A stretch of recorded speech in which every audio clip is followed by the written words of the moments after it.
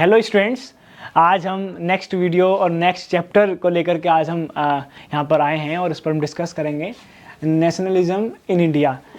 पिछले चैप्टर में और लास्ट चैप्टर में हमने बात की थी नेशनलिज्म इन यूरोप में हमने नेशनलिज्म को समझा, और जो मेरा लास्ट लेक्चर था वो था नेशनलिज्म एंड इम्पीरियलिज्म पर, हमने उसको समझा।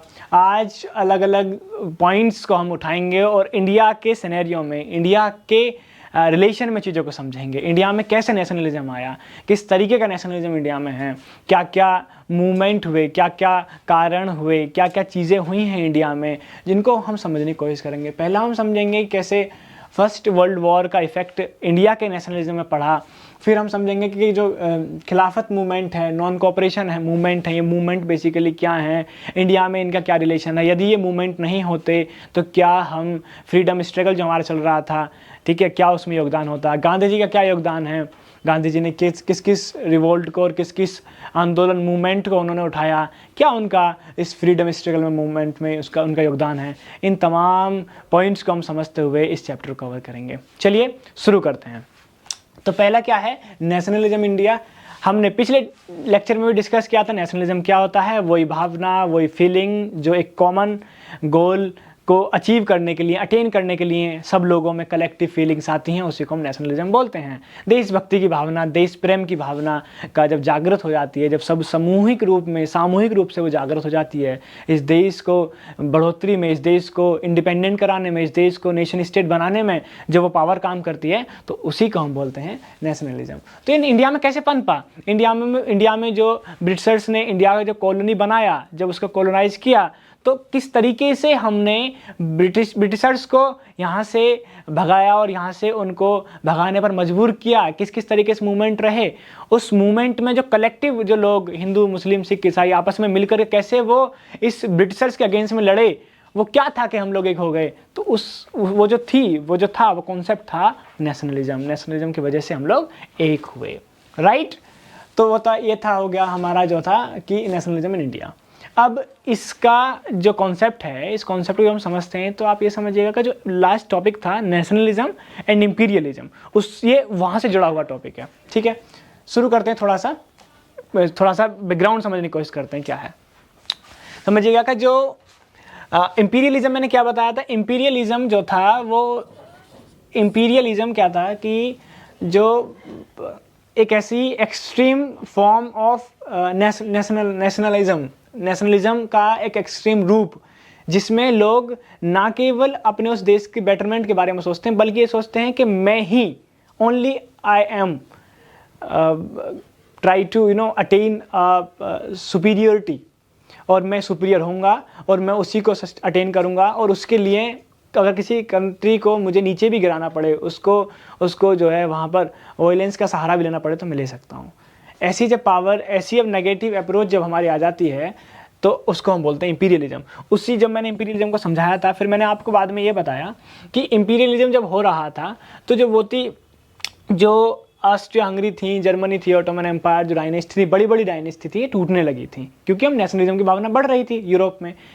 तो जब ये टूटने लगी तो ये इसका इंडिया में कैसे इफेक्ट पड़ा। इंडिया में इस तरीके से इफेक्ट पड़ा इसका कि क्योंकि इम्पीरियलिज्म की जो प्रिंसिपल था वो इमर्ज हो रहा था लोगों में, उसी की वजह से, इम्पीरियलिज्म की वजह से 1914 में फर्स्ट वर्ल्ड वॉर का रूप लिया। ये फर्स्ट वर्ल्ड वॉर का रूप क्यों लिया गया, क्योंकि जो फर्स्ट वर्ल्ड वॉर था वो इसलिए हुआ क्योंकि जो दो कंट्री थी, सर्बिया और एक और कंट्री थी, जो दो स्टेट के बीच में क्या हुई, एक राजा को मार दिया गया था, आर्किड्यूक उसका नाम था। उस राजा को जब मार दिया गया तो उन दो कंट्रीज़ के बीच का युद्ध था, ठीक है, एक ऑस्ट्रिया एक सर्बिया, दो कंट्री के बीच के युद्ध को क्या कर दिया गया, कुछ एक ए जो कंट्री थी उसके समर्थन में कुछ ग्रुप आए, कुछ कंट्री आई, और बी जो कंट्री थी उसके समर्थन में कुछ कंट्री आई। तो उसी दो स्टेट के कॉन्फ्लिक्ट ने एक वर्ल्ड वॉर का रूप ले लिया, ठीक है। अब जो दो ग्रुप कौन कौन से थे, पहला ग्रुप था अलाइड पावर्स का, जिसमें रसिया, ब्रिटेन, अमेरिका और जापान थे, ठीक है। और दूसरा जो ग्रुप था वो था सेंट्रल पावर्स का, जिसके अंदर ऑस्ट्रिया हंगरी, जर्मनी और ऑटोमन एम्पायर, ये तीन डायनेस्टी, तीन एम्पायर बड़े मुख्य रूप से उसमें भूमिका निभा रहे थे। तो हमने क्या समझा कि दो छोटे छोटे स्टेट के बीच में लड़ाई थी, लेकिन उस लड़ाई को के समर्थन में, उस लड़ाई के समर्थन में, सपोर्ट में क्या हुआ, वही एक छोटे सा कॉन्फ्लिक्ट, एक बहुत बड़े कॉन्फ्लिक्ट, छोटा सा नहीं था वो, उसमें एक राजा की हत्या हुई थी, लेकिन वो दो स्टेट आपस में उसको रिजॉल्व कर सकती थी, लेकिन दो स्टेट ने आपस में रिजॉल्व नहीं किया, तो वो बड़ा रूप ले लिया। उसी को हम फर्स्ट वर्ल्ड वॉर बोलते हैं, जो कि 1914 में शुरू हुआ और 1918 तक चला। कितने तक? 18 तक, मतलब 4 ईयर ये चला, 4 साल तक ये वॉर चला। फिर उसके बाद में क्या हुआ, अब ये जब युद्ध चला यहाँ पर, तो अब यहाँ का टाइमिंग देखिएगा 1919, और यहाँ पर भी टाइमिंग एकदम सेम है। जब देश में फर्स्ट वर्ल्ड वॉर चल रहा था तो इंडिया में ब्रिटेन ने इंडिया को कॉलोनी बना रखा था। यहाँ पर वो अपनी ईस्ट इंडिया कंपनी को रन कर रहे थे और इंडिया में पूर्ण रूप से इस्टेब्लिश हो गए थे। हालांकि जगह जगह मूवमेंट हो रहे थे, लेकिन क्योंकि इंडिया में ब्रिटेन का शासन था, ब्रिटिशर्स के हम लोग जो है नीचे काम कर रहे थे, इनके हम गुलाम थे, तो ब्रिटेन भी तो कहीं ना कहीं ऑस्ट्रिया हंगरी और जर्मनी और ओटोमन एम्पायर से लड़ने के लिए उसको भी तो कुछ ना कुछ ज़रूरत पड़ रही होगी ना रिसोर्सेज की। तो जब उसको लड़ने के लिए, वॉर करने के लिए रिसोर्स की ज़रूरत पड़ रही होगी, तो वहाँ पर इस ब्रिटेन को भी कहीं ना कहीं कुछ अमाउंट चाहिए था पैसे का। ठीक है, तो यहाँ पर क्योंकि इंडिया में भी जो हमारे इंडिया था, वहाँ पर ब्रिटिशर्स जो थे वो उन्होंने इंडिया कॉलोनी बना रखा था, तो एक ये भी कॉलोनी थी। और यहाँ से टैक्स जो है ये लोग बढ़ाने लगे। टैक्स क्यों बढ़ाने लगे, मैंने आपको बताया, क्योंकि ब्रिटेन यहाँ पर युद्ध में शामिल था, ब्रिटेन यहाँ पर वॉर में शामिल था, और वो अपने आप को भी जिताना चाहता था, वो क्योंकि अलाइड पावर का साथ दे रहा था फर्स्ट वर्ल्ड वॉर में, तो वहाँ से उसको टैक्स की ज़रूरत पड़ रही थी, इसलिए वो इंडिया में भी टैक्स को बढ़ा रहा था। समझ में आया? अब वो इंडिया में क्योंकि टैक्स को बढ़ा रहा था, इसलिए यहाँ पर छोटे छोटे मूवमेंट होने शुरू हुए। क्योंकि एक ये दौर ऐसा भी था कि यहाँ पर एक तो टैक्स बढ़ाया जा रहा था, इंडिगो खेती होती थी, और इंडिगो की ऐसी खेती होती है जहाँ पर जब इंडिगो जिस खेत में या जिस फील्ड में वो होगा, वहाँ पर वो ज़मीन बंजर हो जाती है उसको क्रॉप करने के बाद में, तो वहाँ पर दूसरी खेती भी नहीं हो सकती है। तो एक तो उन लोगों को लोएस्ट प्राइस दे रहे थे उसके बदले में, ठीक है। दूसरा क्या था कि यहाँ पर एपिडेमिक आ गया था, नेचुरल डिवोस्टेशन का कुछ कारण हो गए, जिससे कि जो है नेचर ने भी साथ नहीं दिया। तो अब यहाँ पर तो लोगों को प्रिविलेज मिलने चाहिए थे, यहाँ पर लोगों को तो उनको सपोर्ट के लिए उनको रिसोर्सेज मिलने चाहिए थे। भाई, natural devastation is not a responsibility of the government, but क्योंकि यहाँ पर लेकिन गवर्नमेंट ही जो हमारे ऊपर काम कर रही थी, हमारे ऊपर रूल कर रही थी, वो गवर्नमेंट तो वॉर में शामिल है, वो भी यूरोप में जो वॉर चल रहा है फर्स्ट वर्ल्ड वॉर, अब वहाँ उसको जरूरत है पैसे की, तो वो वहाँ पर ये लोगों को फैसिलिटी नहीं प्रोवाइड कराएगी ना, तो वो वहाँ पर पैसे की जरूरत है, तो उसने यहाँ पर इंडिया की सिचुएशन को नहीं देखा, जबकि उसने ब्रिटेन की सिचुएशन को देखा, और वहाँ पर उसके जरूरत थी पैसों की, वहाँ पर टैक्स यहाँ बढ़ाते गए। और यहाँ पर जब टैक्स बढ़ाते गए तो इंडिया में भी कहीं ना कहीं जो इंडिया के वर्कर्स थे, फार्मर्स थे, मिडिल क्लास लोग थे, इन लोगों के अंदर एक रेवोल्यूशनरी आइडियाज पनपने लगे, क्योंकि कहीं ना कहीं फर्स्ट वर्ल्ड वॉर का इफेक्ट इंडिया में पड़ रहा था। ठीक है, साथ ही यहाँ एक और बात समझिएगा कि अब हिंदू मेजोरिटी में थे, तो उनको लगता था कि इंडिया में रेवोल्यूशन होना चाहिए और हमको फ्रीडम स्ट्रगल में फ्रीडम हमको मिलनी चाहिए, लेकिन मुस्लिम जबकि साथ में नहीं थे। लेकिन यहाँ पर भी जो फर्स्ट वर्ल्ड वॉर चल रहा था, तो वहाँ पर एक र्यूमर फैली, क्या रूमर थी वो, कि वहाँ पर जो टर्की था उसमें उसका जो राजा था उसको भी गुलाम बना लिया गया है, और उसके ऊपर कुछ रूल्स इंपोज कर दिए गए हैं। जो रूल्स उस राजा को, उस राजा, टर्की के राजा को बोलते थे खलीफा बोलते थे, तो खलीफा गुलाम बना लिया गया है, और उस पर कुछ रूल्स इंपोज कर दिए गए हैं। अब टर्की का जो खलीफा था, उसको जो इस्लाम में और जो मुस्लिम जो लोग थे, उसको वो एज ए रिलीजियस पर्सन देखते थे, उसकी रिस्पेक्ट करते थे, तो उसके होने से उनको भय लगने लगा, उनको डर लगने लगा, और वो भी कहीं ना कहीं ब्रिटिशर्स के अगेंस्ट में वो धारणा उनकी पनपने लगी। ठीक है, अब क्योंकि मुस्लिम भी ब्रिटिशर्स के अगेंस्ट में हो गए, ठीक है, ब्रिटिशर्स के अगेंस्ट में हो गए, प्लस हिंदू पहले से थे ही, और प्लस और रिलीजन, तो ये सब मिलकर के किसके अगेंस्ट में हो गए? ब्रिटिशर्स। तो जब गोल एक हो जाए तो फिर क्या होगा? लोग सब एक हो जाएं, और उनका गोल जब दुश्मन एक ही हो तो फिर क्या होगा? उन दुश्मन को अपने मैदान में छोड़कर भागना पड़ेगा। सेम ऐसा ही हुआ। अब क्या हुआ? ये सब मैंने पूरा आपको सिनेरियो समझाया, पूरे नेशनलिज्म ऑफ इंडिया से पहले का क्या सिनेरियो चल रहा था पूरे वर्ल्ड में। अब हम समझते हैं कि फर्स्ट वर्ल्ड वॉर हमने पढ़ लिया, खिलाफत मूवमेंट मैंने यही बताया कि किस तरीके से टर्की में जो राजा था उस पर कुछ रूल्स इंपोज कर गए थे, जिसको खलीफा बोलते थे। वही खिलाफत मूवमेंट जो था उसी ने हिस्सा यहाँ पर मुस्लिमों को जो हिंदुओं से जोड़ने का जो काम किया उसी ने किया। बेसिकली इसमें गांधी जी का बहुत रोल था। दूसरा non cooperation movement. Non cooperation क्या था? कोऑपरेशन का मतलब समझिए पहले कि एक व्यक्ति है, अगर वो मेरे यहाँ पर कुछ ट्रेड करना चाहता है, व्यापार करना चाहता है, यहाँ पर इस्टेब्लिश होना चाहता है, तो मैं उसका सहयोग करूँ, ठीक है, कोऑपरेट करूँ उसके साथ में, और उसको इस्टेब्लिशमेंट में, उसके यहाँ पर कंपनी इस्टेब्लिश कराने में उसको पूरी भागीदारी दूँ, पूरी सहायता दूँ। ये कोऑपरेशन है। इंडिया के लोगों ने जब ब्रिटिशर्स यहाँ पर आए उनका बहुत साथ दिया, उनका अलग अलग तरीके से, चाहे वो रिसोर्स अवेलेबल कराने में, चाहे फिर यहाँ पर किसानों को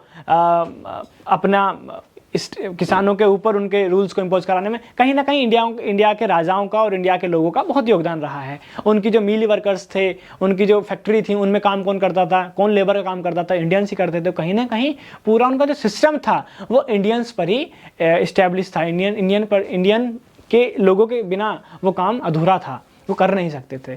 तो कोऑपरेशन की वजह से ही यहाँ पर जो इंडिया थी वो कॉलोनी बन सकी। लेकिन यहाँ पर यदि उस सहयोग को, उस कोऑपरेशन को अगर हटा लिया जाए तो क्या ब्रिटिशर टिक पाएंगे? नहीं। यही गांधी जी का मानना था। वो कहते थे नॉन कोऑपरेशन इसलिए कीजिए क्योंकि ब्रिटिशर्स अपने आप भाग जाएंगे। यदि एक टेलर, यदि जो मास्टर होता है, कपड़ा जो सिलता है, यदि वो अपने काम को सही से ना करे, वो दो होती है ना, जब हम पेंट बनाते हैं, जब हम शर्ट बनाते हैं तो दो बाजुएं होती हैं उसकी। यदि टेलर एक ही बाजू बनाए और दूसरी बाजू ना बनाए तो क्या वो शर्ट बिकेगी? क्या वो जो लोग पहनने वाले उसको पहनेंगे? नहीं, क्योंकि उस टेलर ने अपना काम सही से नहीं किया। तो ये कॉपरेशन नहीं किया तो फिर क्या होगा? यहाँ से जो कपड़े सिलवाने वाला वो नहीं सिलवाएगा। सेम ऐसा इसी एग्जाम्पल को, या फिर जो सफाई करने वाला, यदि वो सफाई करने में गंदगी छोड़ दे तो क्या उससे कोई सफाई करवाएगा? नहीं करवाएगा।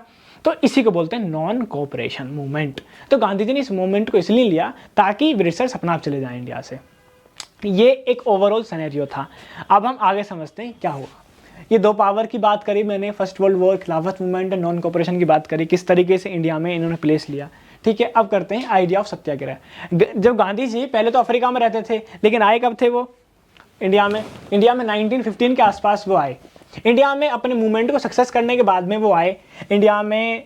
जब वो आए तो उन्होंने देखा कि यहाँ के वर्कर्स बहुत परेशान हैं, यहाँ के फार्मर्स बहुत परेशान हैं। 1915 में वो जब इंडिया आए, उन्होंने देखा कि वर्कर्स बहुत परेशान हैं।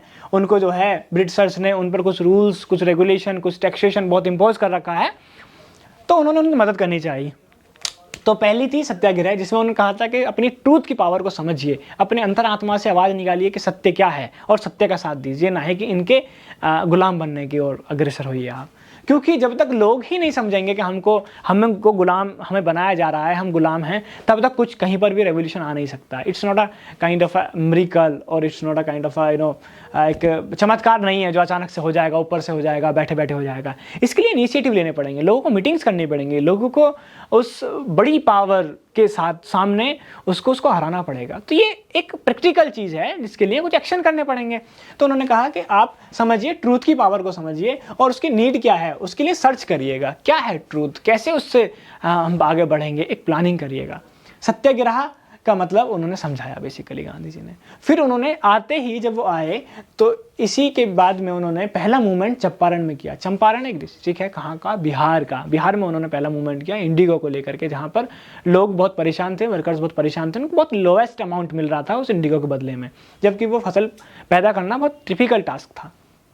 खेड़ा गुजरात में पहले दूसरा मूवमेंट उन्होंने करा शुरू, और जो सक्सेस हुआ भी, पहला भी सक्सेस हुआ चंपारण वाला, फिर खेड़ा भी सक्सेस हुआ, जहाँ पर कुछ वर्कर्स थे या फिर जो उनको टैक्स को रिलैक्स कराने के लिए, टैक्स का कम कराने के लिए, उन्होंने रिड्यूस कराने के लिए वहाँ पर डिमांड्स रखी और मानी गई, पूरी हुई। तीसरा मूवमेंट अहमदाबाद में किया। अहमदाबाद यहाँ का मैनचेस्टर भी है, अगर इंडिया में हम देखते हैं, है ना। कानपुर है उत्तर प्रदेश का, अहमदाबाद है इंडिया का। और अगर इस मैनचेस्टर को देखते हैं, मैनचेस्टर कहते कैसे हैं? जहाँ पर कॉटन की फैक्ट्री बहुत ज़्यादा होती है, उसको हम बोलते हैं मैनचेस्टर। लंदन में भी है।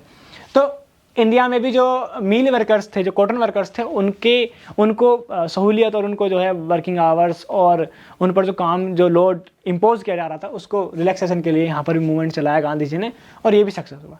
ये अब 3-4 मूवमेंट गांधी जी सक्सेस करते जा रहे थे, तो यहाँ पर ब्रिटिशर्स को लगने लगा कि अब हमारी जो दीवारें हैं वो हिलने लगी हैं, अब जो हमारी रूट है वो हिलने लगी है, कहीं ना कहीं लोग आपस में छोटी छोटी जगह पर मूवमेंट कर रहे हैं, रिवोल्ट कर रहे हैं। अब यहाँ पर ये लगना बहुत ज़रूरी था और यही गांधी जी चाहते थे कि लगे। लेकिन ब्रिटिशर्स भी ऐसे ही आसानी से तो नहीं आए थे, उन्होंने भी अपने पैर जमा रखे थे यहाँ पर। तो उन्होंने क्या काम किया, उन्होंने रोलेट एक्ट लगाया।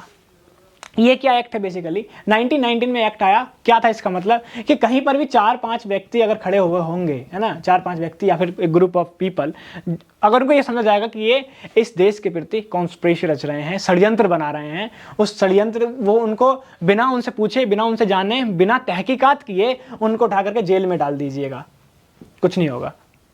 ठीक है, ऐसे ही 2 व्यक्ति जो बड़े वहाँ के थे, सर पंजाब के 2 व्यक्ति थे जिनका नाम था डॉक्टर सत्यपाल और सैफुद्दीन किचलू। 2 व्यक्तियों को पकड़ करके जेल में डाल दिया और उनकी बेल भी नहीं हुई।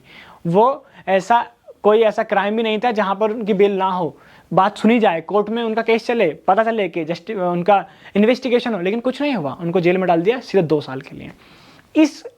इस कानून के अगेंस्ट में, इस कानून के विरोध में लोगों ने मूवमेंट और लोगों ने रिवोल्ट करना शुरू किया। लेकिन जैसे ही रिवोल्ट करना शुरू किया तो जो सरकार थी उसने एक मार्शल लॉ लगा दिया। ठीक है, अब ये मार्शल लॉ क्या था, ये कहा जहां पर 2 या 2 से 4 व्यक्ति एक साथ खड़े हुए दिखे, वो भी कहीं ना कहीं टेररिस्ट ग्रुप माना जाएगा, स्टेट के प्रति षड्यंत्र रच रहे हैं वो, उनको बिठा कर पटक दीजिएगा जेल में, और उनको बिठा कर पटक दीजिएगा। ये तो था ही था रोलेट एक्ट। साथ में इसमें जो पावर थी वो गवर्नमेंट से छीन करके मिलिट्री को दे दी मार्शल लॉ में, कि मिलिट्री का जो वो होगा ना, जो उनका हेड होगा, वो अल्टीमेट डिसीजन उसी के पास में, वो जो चाहे वो कर सकता है। तो उस समय वहाँ का जो डिसीजन था उसका जनरल डायर के हाथ में था। जनरल डायर, आपने नाम सुना होगा, तो उसके हाथ में उसका डिसीजन था, तो मार्शल लॉ हो गया। रोलेट एक्ट समझ में आया आपको, फिर उसके बाद में मार्शल लॉ समझ में आया आपको। तो दोनों जब ये कानून लग गए, जब कानून बन गए, तब जनता और परेशान होने लगी। तो अब क्या हुआ, अब 1919 में, ठीक है, 13 अप्रैल 1919 में जलियांवाला बाग था, वैशाखी का दिन था, वहाँ पर लोग कुछ अपना सेलिब्रेशन था उनका, उसको बनाने के लिए वहाँ पर एकत्रित हुए थे। अब क्योंकि एकत्र होना, एक साथ बैठना, एक साथ जो है खड़े होना, एक साथ मीटिंग करना, ये मना था, रोलेट एक्ट में साफ लिखा हुआ था। लेकिन वहाँ पर लोग अपने त्यौहार को सेलिब्रेट करने के लिए हुए थे। लेकिन मार्शल, जो वहाँ का जो सेनापति था, उसने समझा कि ये लोग यहाँ पर कॉन्स्पिरेसी रच रहे हैं स्टेट के अगेंस्ट में, ये लोग यहाँ पर प्लानिंग बना रहे हैं स्टेट के अगेंस्ट में। तो वहाँ पर जाकर के उसने उस भरी सभा में गोली चला दी सब पर, और सब लोग वहाँ पर मारे गए। उन्हीं में एक उधम सिंह था जो जिंदा बचा, और उसकी स्टोरी अलग है, किसी दिन फिर बात करेंगे उसकी, ठीक है, जिसने उस जनरल डायर को वहीं पर जाकर के मारा था जहाँ का वो था, राइट। तो उस जनरल डायर ने सब पे गोली चला दी। वो incident, it's not only a incident, ये एक बहुत ही, है ना, दर्दनाक और बहुत ही हिंसात्मक एक ऐसी गतिविधि थी स्टेट के द्वारा, सरकार के द्वारा, जिसको आज भी बहुत निंदा की जाती है, जिसको बाद भी बहुत उपेक्षा की नज़रों से देखा जाता है। और उस समय जो लोग वहाँ पर मरे, बहुत इनोसेंट पीपल थे, निर्दोष थे, उन्हें क्या पता था किस तरीके का लोक कानून इस तरीके से इंडिया में लगेगा। लेकिन इसको लेकर के ब्रिटिशर्स की बहुत निंदा हुई, और गांधी जी ने समझा कि जो हम ये कर रहे हैं सब कुछ, ये रिवोल्ट चल रहे हैं, मार्शल लगाए जा रहे हैं, ये इसलिए लगाए जा रहे हैं क्योंकि लोग भी कहीं ना कहीं वायलेंस का सहारा ले रहे हैं, वो हिंसा का सहारा ले रहे हैं। अगर हम हिंसा नहीं करेंगे तो ही हम बच सकते हैं। फिर उन्होंने अगला जो अपनी तरफ से उन्होंने कुछ रचा, उसका था नॉन कोऑपरेशन। नॉन कोऑपरेशन में समझाया जहाँ पर हम किसी का सहयोग नहीं करते हैं। तो ये जरूरी क्यों था, ये क्वेश्चन आ जाता है कई बार कि why non cooperation is important. Non cooperation ही क्यों?